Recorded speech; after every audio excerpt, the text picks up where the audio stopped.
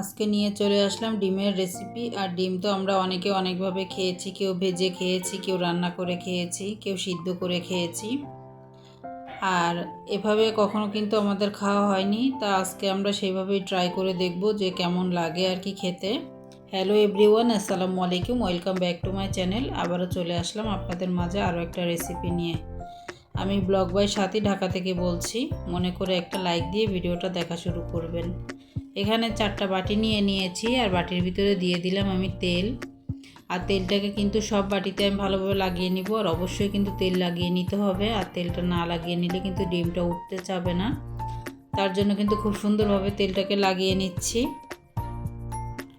আর ভালোভাবে কিন্তু আমার তেল লাগানো হয়ে গিয়েছে। আর এইভাবে যদি ডিম রান্না করে খাওয়া হয়, খেতে কিন্তু মাশাআল্লাহ অনেক মজা হয়, আর অল্প সময়ের ভিতরেই কিন্তু রান্না করা যায়। তা আমি এই যে একটা একটা করে ডিমগুলো ভেঙে নিচ্ছি। প্রতিটা বাটিতে কিন্তু আমি ডিমগুলো দিয়ে দিব। তো এইভাবে কিন্তু সবগুলো ডিমই আমি ভেঙে নিচ্ছি, দেখতেই পাচ্ছেন খুব সুন্দরভাবে কিন্তু ডিমগুলো পড়ে যাচ্ছে। তো এখন কিন্তু আমি কিছুটা লবণ দিয়ে দিব, একটু লবণ না দিলে কিন্তু খেতে ভালো লাগবে না।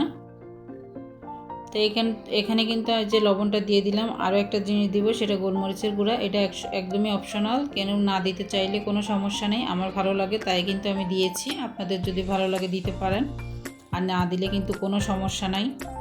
তা আমি এখন কিন্তু সিদ্ধ করে নিব। আর সিদ্ধ করার জন্য কিন্তু আমি চুলায় যে পানি বসিয়ে দিয়েছি, আর ভালোভাবে কিন্তু পানিটা বলক চলে আসবে কিছুক্ষণের ভিতরে, এখনও কিন্তু গরম হয়নি আর কি।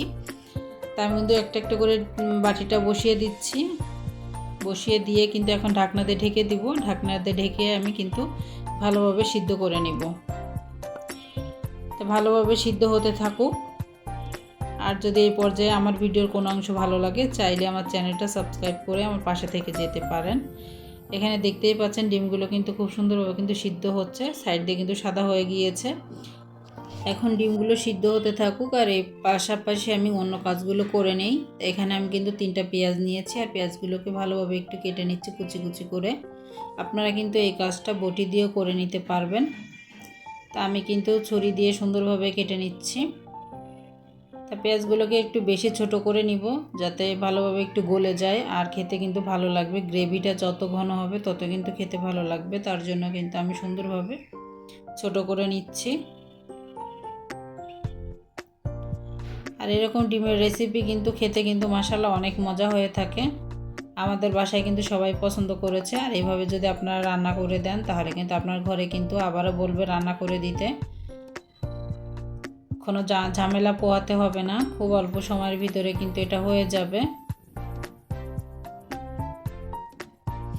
বা এই ডিমটা যেভাবে সিদ্ধ করা হচ্ছে, এই ডিমটা কিন্তু সিদ্ধ করে এমনিতেই খাওয়া যাবে।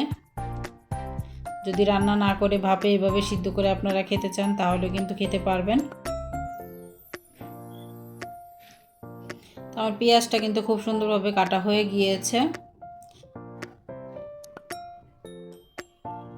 এখন কিন্তু আমি পেঁয়াজটাকে উঠিয়ে নিব একটা প্লেটের ভিতরে। আমি কিন্তু খুব ছোট করেই কেটে নিয়েছি, দেখতেই পাচ্ছেন। এরকম ছোট করে আপনারা অবশ্যই কেটে নেবেন যদি আপনাদের ভালো লাগে, বা যদি একটু বড় করে রাখতে চান সেটাও কিন্তু রাখতে পারবেন।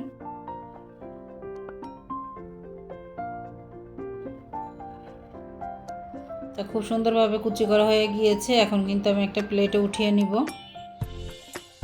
সবগুলো পেঁয়াজে আমি প্লেটে উঠিয়ে নিচ্ছি।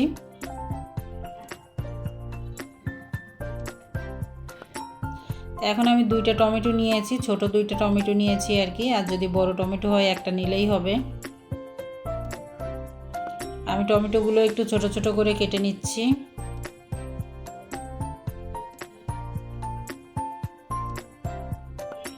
আর এই টমেটোগুলো কিন্তু ভালোভাবে সিদ্ধ হতে চায় না। যে টমেটোগুলো একটু বড় সেগুলো কিন্তু খুব সুন্দরভাবে গলে যায়, আর এগুলো কিন্তু গলতে চায় না। একটা বাটিতে কিন্তু টমেটোটা উঠিয়ে নিচ্ছি, দেখতেই পাচ্ছেন। আর এদিকে কিন্তু আমার ডিমটাও সিদ্ধ হয়ে গিয়েছে। ডিমগুলো কিন্তু খুব সুন্দরভাবে সিদ্ধ হয়ে গিয়েছে। আমি কিন্তু এখন নামিয়ে রাখবো। তা নামিয়ে রেখে কিন্তু আমি একটা প্যান বসিয়ে দিয়েছিলাম। প্যান বসিয়ে দিয়ে কিন্তু তেলটা গরম করে একটু পেঁয়াজ দিয়ে দিয়েছি, মানে কিছুটা, সবগুলো দেইনি আমি, অল্প কিছু রেখে দিয়েছি। কিছু গরম মশলা দিয়ে দিয়েছি এখানে। গরম মশলাটা অবশ্যই দিবেন, ডিমের ভিতরে কিন্তু গরম মশলা দিলে খেতে কিন্তু মাশাআল্লাহ অনেক মজা হয়ে থাকে। এলাচ, দারচিনি আর তেজপাতা দিয়েছি।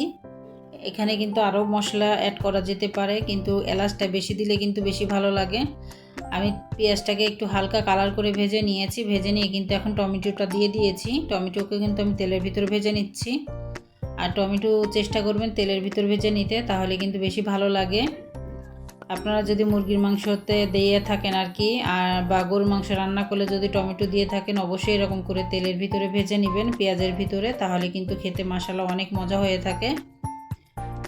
তো এখানে কিন্তু আমি যে আদা রসুন জিরার পেস্ট দিয়ে দিলাম, আর এই যে বাটা মশলা দিয়ে দিলাম, মানে শুধু মরিচ বাটা আর কি দিয়ে দিলাম।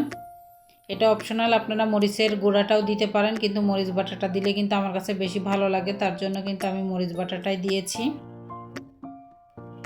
ডিমের ভিতরে মরিচ বাটা দিলে কিন্তু খেতে মাশাআল্লাহ অনেক মজা হয়। আমি কিন্তু শুধু পাটায় বেটে দেইনি, এটা কিন্তু আমি অনেকগুলো মরিচ একসঙ্গে বেটে মানে ব্লেন্ড করে রেখে দেই, ডিপ ফ্রিজে রেখে দেই। যখন আমি মুরগি বা গরুর মাংস রান্না করি বা ডিম রান্না করি, তখন কিন্তু আমি সেটাতে দিয়ে থাকি। 1 চা চামচ হলুদের গুঁড়া দিয়েছি, ধনিয়ার গুঁড়া দিয়ে দিয়েছি 1/2 চা চামচ, দিয়ে কিন্তু সুন্দরভাবে আবারও কিন্তু আমি নেড়ে ছেড়ে কষিয়ে নিচ্ছি। আর স্বাদ মতো লবণ দিয়ে দিয়েছি। খুব সুন্দরভাবে কিন্তু আমি কষিয়ে নিয়েছি, অল্প একটু পানি দিয়েছিলাম যাতে মশলাটা পুড়ে না যায়, তার জন্য ভালোভাবে কষিয়ে নিয়েছি। আর পানিটা কিন্তু আমি 2 বার দিয়ে মশলাটা কষিয়ে নিয়েছি। আর মশলাটা যত ভালো কষানো হবে ততই কিন্তু খেতে ভালো লাগবে। এখন কিন্তু আমি রান্নার পানি দিয়ে দিয়েছিলাম, আমার রান্নাটা কিন্তু এখন অলরেডি হচ্ছে। আমি পানিটা দিয়ে কিন্তু জালটা জ্বলছে আর কি। আর এখানে কিন্তু আমি ডিমটা বের করে নেওয়ার জন্য চলে এসেছি।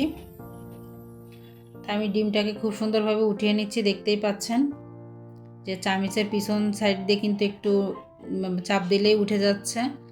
আর এই ডিমগুলো কিন্তু উঠাতে কিন্তু খুব কষ্ট পোহাতে হয় না, খুব সহজে কিন্তু উঠে যায়। তেল দেওয়া থাকলে কিন্তু উঠবে, আর তেল না দেওয়া থাকলে কিন্তু উঠবে না। আর খুব সুন্দরভাবে কিন্তু এইভাবে আপনারা উঠিয়ে নিতে পারবেন। আর এখন কিন্তু দেখুন আমি ডিমটা দিয়ে দিচ্ছি তরকারির ভিতরে। আর গ্রেভিটা আপনারা যেমন রাখতে চান তেমনই কিন্তু ঝোল দিবেন, মানে পানিটা সেটা বুঝেই আপনারা দিবেন। আমি কিন্তু গ্রেভিটা অল্প করেই রাখবো, তার জন্য কিন্তু আমি পানিও অল্প করেই দিয়েছি। ডিমের উপরে কিন্তু একটু গ্রেভিটা ছড়িয়ে দিলাম। আর এই গ্রেভিটা কিন্তু খেতে মাশাআল্লাহ অনেক মজা হয়ে থাকে।